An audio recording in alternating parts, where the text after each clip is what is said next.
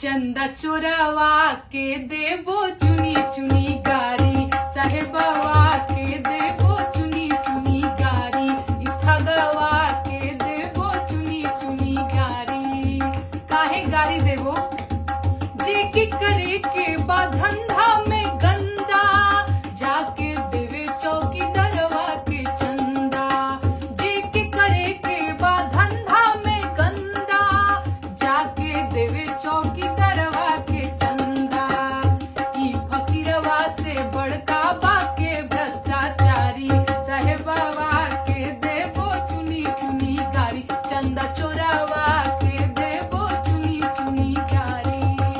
जेकरा ऊपर मामला संगीन बा, ओकरा खातिर एहिजा वॉशिंग मशीन बा। जेकरा ऊपर मामला संगीन बा, ओकरा खातिर एहिजा वॉशिंग मशीन बा। ओके करी है बेदाग बाबा कल की अवतारी, साहेबवा के देबो चुनी चुनी गारी, चंदा चोरावा के देबो चुनी चुनी गारी। बीफ कंपनिया से करेला वसूली, ईडी सीबीआई बनल बाहुबली। बीफ कंपनिया से करेला वसूली, ईडी सीबीआई बनल बाहुबली।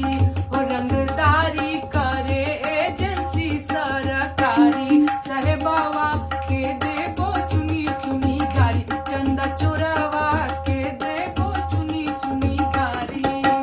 चाइना के दावा होत लद्दाख में, गाँव बसावत बादम कैले नाक में। चाइना के दावा होत लद्दाख में, गाँव बसावत बादम कैले नाक में। अरुणाचल पे कब्जा के पूरी तैयारी, साहेबवा के देबो चुनी चुनी गारी, चंदा चोरा